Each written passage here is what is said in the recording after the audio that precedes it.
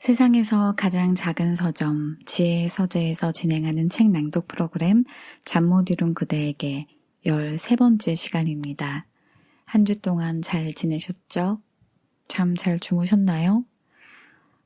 오늘은 비가 어마어마하게 쏟아지더라고요. 짧지만 굵게 쏟아져서 오늘도 어김없이 탄천을 걸으러 나갔는데 그 물이 바깥에까지 범람을 했었더라고요. 그래서 밑에 깔려있던 나뭇가지들 이런저런 것들이 다 수면 위로 올라와 있더라고요. 근데 나뭇가지들 아니면은 그 풀에 미처 걸려서 넘어오지 못한 것들이 걸려 있었는데 거기에 쓰레기들이 참 많더라고요. 과자 봉지 같은 거. 그래서 좀 걸으면서 부끄럽기도 하고, 물론 제가 거기다 버린 건 아니지만, 뭔가 이 자연의 이 위대함과 잠깐 그 쏟아졌던 비 때문에 탄천이 초토화가 된 걸 보고, 와, 자연의 어떤 위대함, 이런 거를 느꼈는데, 또 거기에 인간이 버린 쓰레기가 걸려있는 걸 보니까, 초라하고 좀 부끄러운 생각이 들었어요. 그래서 나도 좀 조심해야 되겠다 그런 생각이 들더라고요. 여러 가지로 환경에 있어서 조금 더 신경 쓰고 살아야 되겠다. 부끄럽지 않게 이런 생각이 들더라고요. 걷다 보니까 이런 긍정적이고 좋은 생각들이 많이 들어서 요즘 참 좋습니다.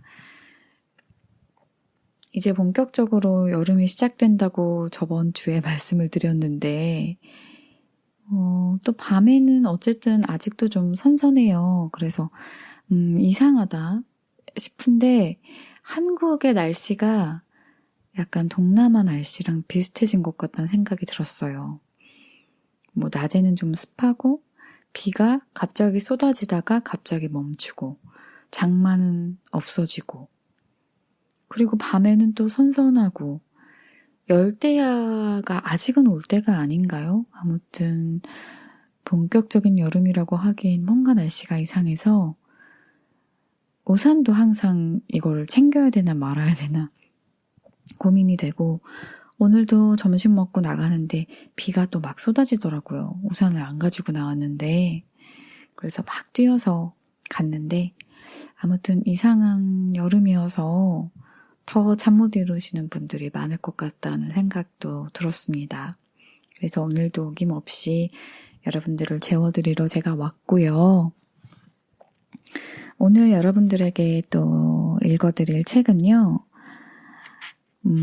오래전부터 읽고 싶었는데 한창 이 책이 유명할 때쯤 제가 타이밍을 놓쳤어요. 뭔가 그때 당시에 읽고 싶었던 주변 사람들이 많이 읽고 있어서 나도 빨리 읽어야 되는데 읽고 싶은데 했던 책들은 한번 놓치면은 잘 못 읽게 되는 것 같아요. 차라리 유명하지 않은 것들은 시간이 좀 지나도 읽게 되는데 이 책이 읽고 싶었던 책인데 못 읽은 책이에요. 근데 제가 소속되어 있는 독서 모임에서 이 책을 누군가가 골라주셔서 다행히 다시 마음을 먹고 읽게 됐어요. 그래서 여러분들에게도 읽어드리면 좋겠다 싶어서 골라왔습니다. 김금희 작가의 경애의 마음이라는 소설인데요. 오늘은 이 책으로 여러분들 재워드리도록 하겠습니다. 자, 그러면 뜬 눈으로 밤을 지새우지 마시고 저의 이야기에 귀를 기울이시면서 서서히 잠드시길 바랄게요. 자, 그러면 책 읽어드릴게요. 출판사는 창비입니다. 창비에서 나온 김금희 작가의 장편소설 경애의 마음 읽어드릴게요. 공란은 곤란하다.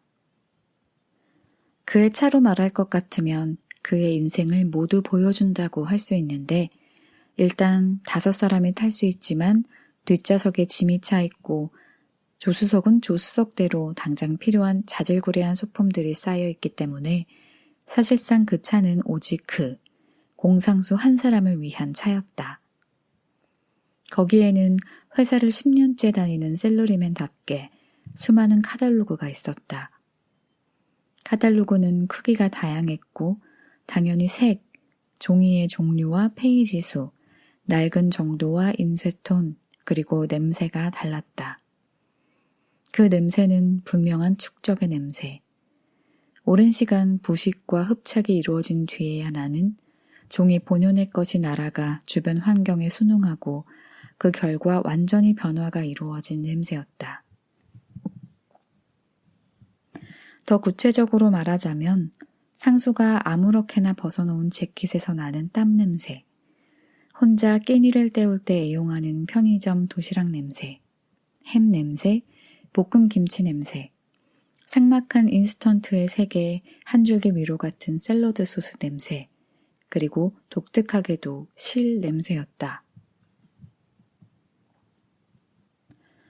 미싱 영업을 한다고 그가 언제라도 고객이 원할 때 상품을 제공하기 위해 미싱의 몸체와 페달과 모터 따위를 트렁크에 보관하고 있으리란 건 오산이었다. 어차피 그가 파는 미싱의 종류는 많고 공장용 기계의 경우 매우 크기 때문에 실물을 보여줄 수는 없었다. 그래서 그는 미싱을 환기할 수 있게 실을 가지고 다녔다. 미싱을 팔자고 미싱에 대해서만 설명한다면 하나마나한 영업이었다. 상상할 여지를 주지 않으니까. 여지는 삶에 있어 숨구멍 같은 것이었다. 상수는 그런 것이 없는 삶은 슬퍼서 견딜 수가 없었다. 그렇지 않아도 상수에게는 슬픈 일이 많았다. 일단 상수가 사랑하고 떠나보낸 여자들을 떠올리면 언제든 눈물이 나왔다. 대부분 소설과 영화에서 만나고 헤어진 이들이었다. 지난밤에는 중학생 때 읽었던 제인 에어를 생각하면서 눈물을 흘렸다. 겨울밤 차가워진 공기에 코를 담근 채 모로 누워 이불을 끌어안고 훌쩍거렸다. 제인 에어가 어린 시절 불우 아동들을 위한 기숙학교에 갔을 때 경험했던 그 교사의 차가운 공기가 상상되어 울었고 로체스터에게 숨겨둔 부인이 있다는 사실을 알고 나서 혼자 도망치며 쌓인 눈을 헤쳐나가야 했을 때 그녀가 경험했을 통증이 어땠을까 헤아리면서 슬퍼했다. 그 작고 가녀린 몸으로 침투했을 것이었다. 처음에는 작고 깨끗하고 포근해 보이는 눈이지만 얼어붙었을 때에는 얼마나 쓰라린 느낌을 주는지 그건 사랑이 사라지면서 남기는 날카로운 상처와 같았다. 사랑을 두고 한없이 도망치는 이들에게 상수는 어렵지 않게 감정이입했다. 사랑의 정념을 이기고 결별과 부재라는 고통을 극복하며 앞에 무엇이 펼쳐질지도 모르는 허허벌판을 목숨을 걸고 달려가야 하는 상태. 상수가 즐겨 빠져드는 상상이었다. 그것은 단순한 실연의 상태만이 아니라 어딘지 영웅 이야기나 출세담을 연상시켰다. 물론 상수는 실연하지 않았고 영웅도 아니며 출세하지도 못했지만 적어도 광폭의 상상 속에서는 느낄 수 있었다. 그런 기분만은 확실했다. 상수의 영업 전략 역시 그런 감정적 접근이었다. 상수는 실이야말로 기계와 거리가 멀고 아날로그적이라서 마음을 움직이는 힘이 있다고 믿었다. 이때 움직이는 건 구입을 할 것이냐 말 것이냐를 따지고 계산하는 영역이 아니라 온갖 기억과 향수 같은 것을 건드려 얻는 감정의 영역이었다. 그래서 상수는 기계가 아니라 그 기계가 감아올릴 실을 보여줌으로써 사장들의 공장을 돌려 마침내 손에 쥘 실물의 세계, 티셔츠일 수도, 삼각 팬티일 수도, 등산복일 수도, 베갯잇일 수도 있는 를 환기시킴으로써 목적을 달성하려고 했다. 그건 기계가 표상하는 수많은 절차들, 계약을 체결하고 계약금을 지불하고 기계를 들이고 당연히 잔금을 치르고 기계를 돌려야 하니까 노동자들을 고용하고, 노동자들을 고용해야 하니까 반드시 임금을 주어야 하고, 임금은 해마다 인상되고, 그렇지 않으면 노동자들의 스트라이크가 있고, 그런데 기계는 기계니까 언제라도 고장날 수가 있고, 그러면 수리 비용을 부담해야 하고, 스트라이크가 심하게 일어난 경우에는 유리창 수십 장과 당연히 기계들이 손상될 수 있으니까 조심해야 하고, 되도록 기계는 망가지지 않아야 하는데 화난 노동자들이 기계를 부수면 그것도 권리 주장을 위한 것이니까 그 비용도 생각해야 하고, 그런데 기계를 부순 자들은 그대로 두면 안 되고 어떻게든 손해배상 청구를 해야 하는데, 그러다가 원한을 사서 개인적인 린치를 당할 수도 있으니까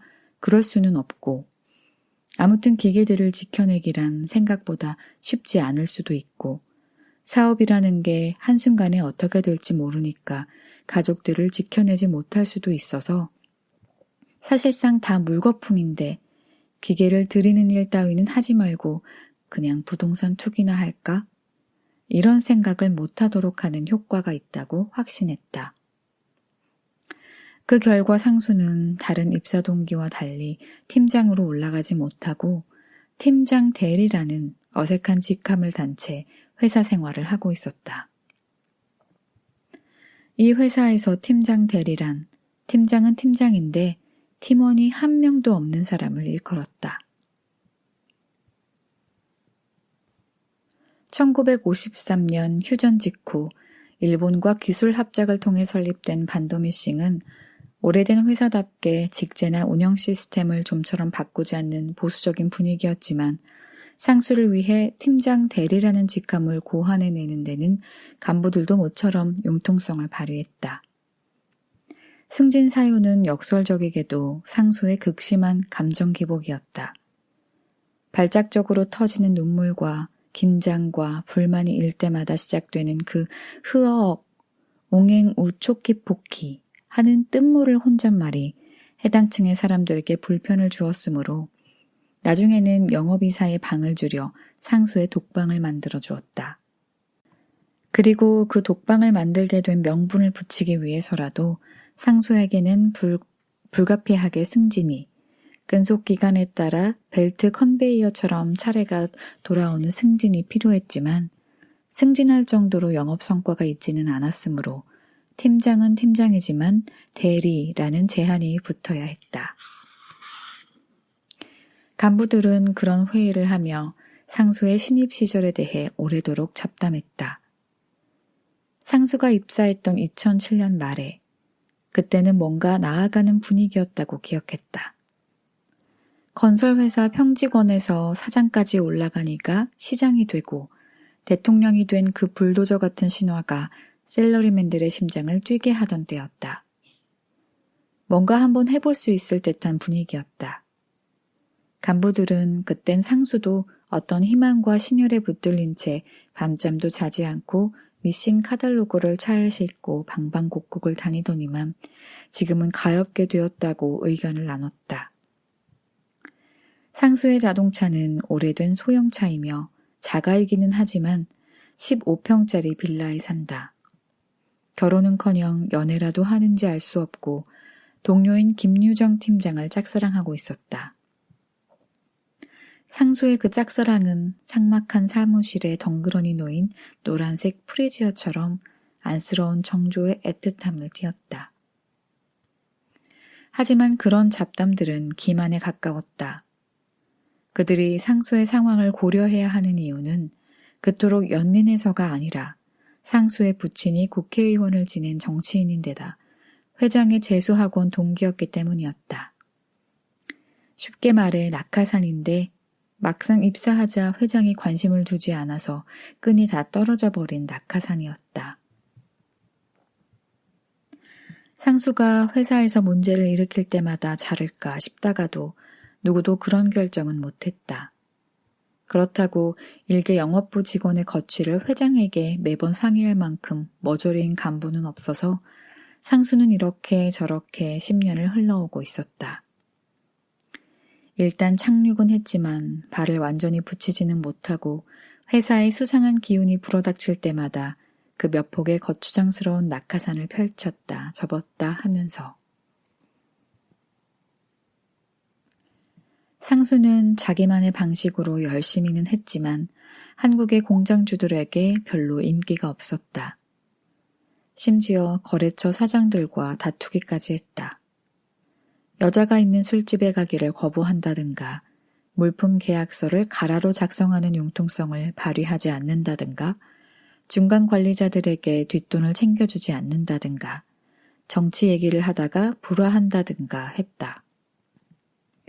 지난해에는 거래처 사장의 주선으로 대구에서 김유정 팀장이 맞선 보는 자리에 무작정 들이닥치기도 했다. 상수의 상사인 남부장은 그 생각만 하면 아직도 가슴을 쓸었다.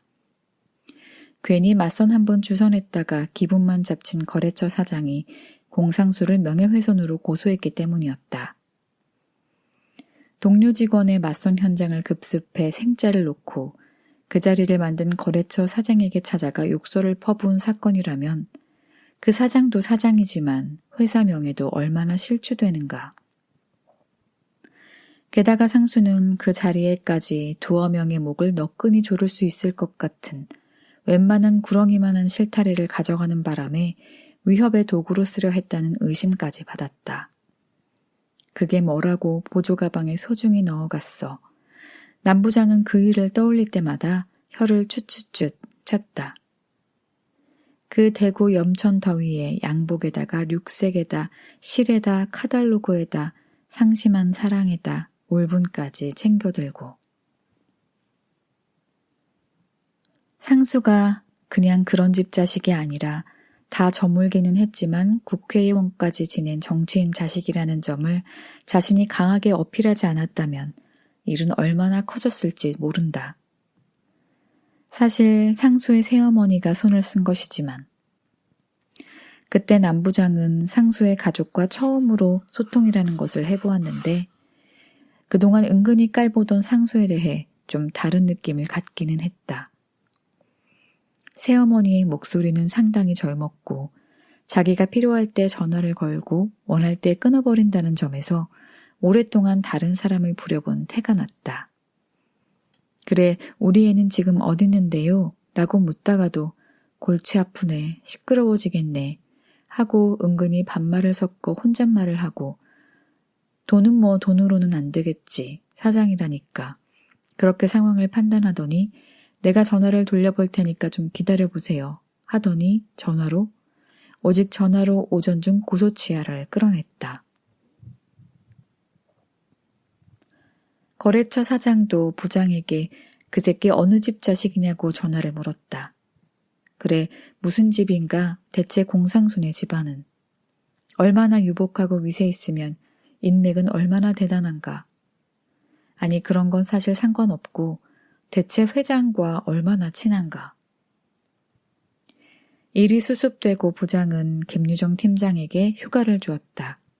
아무래도 충격을 받았을 것 같아서였다. 하지만 유정은 월차를 하루만 썼다.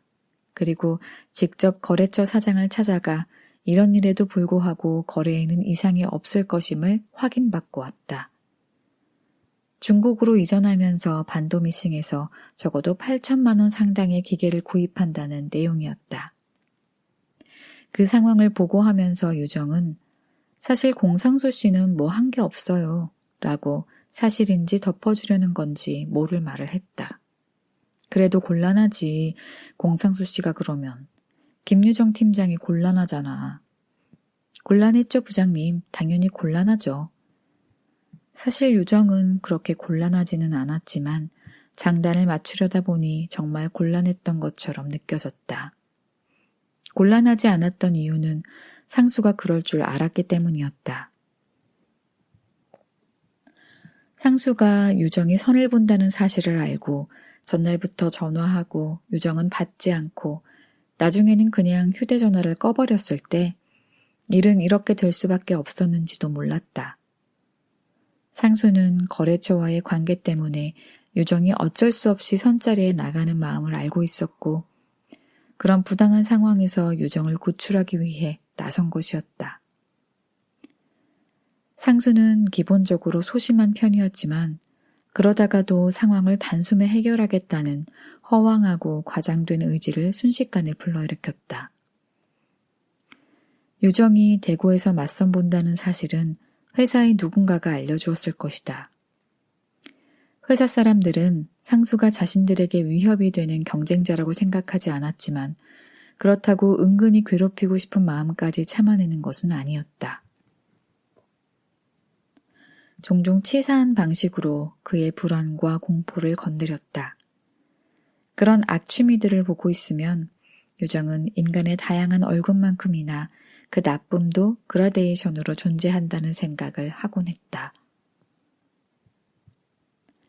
어찌되었건 상수는 2달 동안 팀장 대리라는 직위에 익숙해지기 위해 시간을 보냈다. 하지만 아무리 대리라는 이상한 꼬리가 붙었대도 팀장은 팀장인데 팀원이 한 명도 없으면 말이 안 된다고 생각했고 부장에게 팀원을 배정해달라고 요구했다. 팀원을? 부장은 놀랐다. 그러면서도 팀장이 팀원을 요구하는데 놀라는 자신이 겸연쩍긴 했다. 저도 이 팀을 어떻게 끌어갈지 고민했거든요. 팀을 조직해서 파트너십을 통해 역량을 강화하고 해외, 특히 베트남을 공략해야 하지 않을까 싶어서요. 베트남? 부장은 이렇게 되묻고 나서 자기도 모르게 웃었다. 간부 회의에서 그러지 않아도 상수에게는 국내 영업이 아니라 해외 업무를 전담시켜야 한다는 말이 나오기는 했다. 영어를 제대로 못하니까 바이어와 싸울 일이 없고 그러면 일감이 떨어져 나갈 일도 없을 테니까. 부장 입장에서는 사고만 치는 상수가 파트너십이 어쩌고 팀장 역할이 저쩌고 하는 것이 어이가 없었지만 상수를 타일렀다. 일단 혼자서라도 자네가 그동안 쌓아온 영업망이라는 것이 있지 않나. 그동안 좀 열심히 일했어? 20대 한창을 바치지 않았나. 전국을 돌면서 왜 그 태풍 매기 때도. 매미죠, 매미.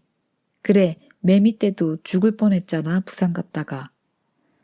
영도다리에서 아주 날아갈 뻔했는데. 그러니까 그런 갓난 신고의 시절을 거쳤는데 팀원이 왜 필요해? 내가 자주 가는 단골집 중에 포은 사심이라는 데가 있어. 그 사장이 조선호텔 주방장 출신인데 소주는 1인 1병이라고 써붙여놨다고. 그리고 매사에 무리하지 마세요 이렇게 적어놨다고. 인생 명언 아닌가? 무리하지 마. 막상 팀원 많아지면 하고 싶은 거 다 못해. 나 봐. 내 어깨에 직원이 이렇게 많으니까 어디 나가서 하고 싶은 대로 못해. 아주 죽겠지 내가. 야성을 죽이고 살려니까. 상수는 그렇지만 원칙에 어긋난다고 생각했다.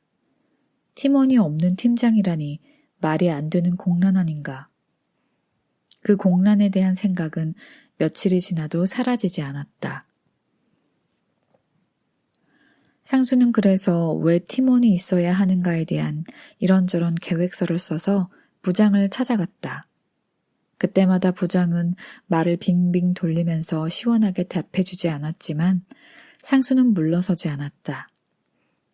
부장 방에 들러 의견을 피력하고 점심에 다시 찾아가서 부장을 따라 해장국이나 복지리 등을 먹으면서 문제 제기하는 일이 팀장 대리로서 중요한 업무가 되었다. 밥을 먹고 나서는 회사로 돌아오면서 아메리카노나 카푸치노를 즐기는 부장을 자신의 단골 카페로 데리고 가 2개의 쿠폰 도장을 꼼꼼하게 챙기면서 이것이 회사의 꼼수가 아닌지, 그러니까 해고를 위한 대기발령이 아닌지를 물었다. 부장이 아니라고 하면 그렇다면 왜 원칙이 지켜지지 않는지를 캐물었다. 그때마다 부장은 괴로웠고 이 융통성 없고 눈치 없는 인간을 확 잘라버릴까도 생각했다. 하지만 그러기에는 회장과 상수 부친의 친분 정도가 확실하지 않아서 견디고 견디다가 문득 생각이 난 듯 아버지는 잘 계신가? 회장님과 재수학원 동기시지? 확인했다. 아버지 얘기는 왜 하세요? 상수의 얼굴이 대번에 굳었다. 저희 아버지랑은 의절하다시피 해서 왕래가 없습니다. 아버지 덕 보는 사람도 아니고요. 누가 덕 본다 그랬나? 그렇게 생각하시잖아요. 아니야, 누가 그래. 공상수 씨 아버지 덕 안 보는 거 세상이 다 알아. 공상수 씨는 전혀 그런 타입이 아니지. 이봐 공상수 팀장. 그거 부를 땐 대리 떼먹어도 돼. 영업이 영혼 영재를 쓰는 영혼에 관한 일이기도 하다고. 사람 정신에 관한 일이라니까. 사바세계를 이해해야 우리가 팔 수 있어. 사람 마음을 알기 위해 노력하게. 그래야 우리가 괴물이 안 돼. 응? 공 팀장이 괴물이란 말은 아니고. 근데 부친 공의원께서는 잘 계시나? 회장님이랑은 아직 골프 치시고? 상수는 그런 질문에는 잘 대답하지 않았다. 그러다 요즘 회장은 골프를 치지 않는다고 손목을 다쳤다고 마지못해 답했다. 손목 부상? 어떻게 알았어? 아버지랑은 의절했다며. 어머니가 말하던데 그게 뭐 중요합니까? 어머니와는 나도 일전에 통화를 나누었는데 회장 사무랑 친하던가? 그렇죠. 같은 개원이신데. 그러니까 제 말은 말입니다. 팀원이 필요하다 이거 아닌가? 그렇죠. 그래야 제가 뭘 해볼 것 아닙니까? 그렇긴 하지. 상수는 부장이 근 한 달 만에 자기 말에 선선히 동의하자 당황했다. 그렇지. 팔다리 다 잘라놓고 팀장을 시키면 어떡해. 나도 그게 문제라고 인식은 하고 있어. 이게 다 부서장들마다 자기들 입속 차린다고 그렇게 된 거지만. 공팀장 기다리게. 내가 해결할 테니. 그렇게 해서 간부들은 대리라는 말이 가지는 임시성을 통해 부담을 덜고 상수를 적당히 달래놓으려던 계획을 수정할 수밖에 없었다. 회의가 열렸고 이번에도 도대체 공상수에 붙이는 회장과 얼마나 친한 사이인가가 핵심이었지만 총무부에서 내보내고 싶은 직원이 있다고 해서 결론이 났다. 8년차 총무부 직원 박경혜였다.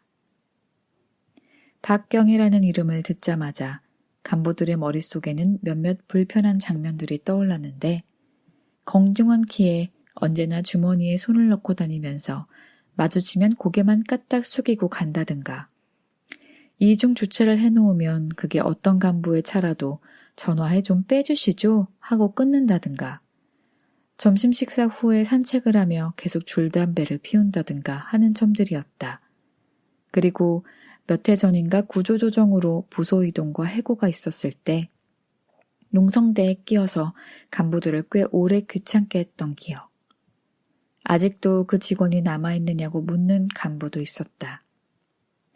농성을 하면서 경혜가 무슨 분기로 그랬는지 모르겠지만 다른 직원들과 삭발을 했기 때문에 그런데도 농성이 끝나는데 역설적으로 결정적인 역할을 했기 때문에 모두들 알고는 있었다.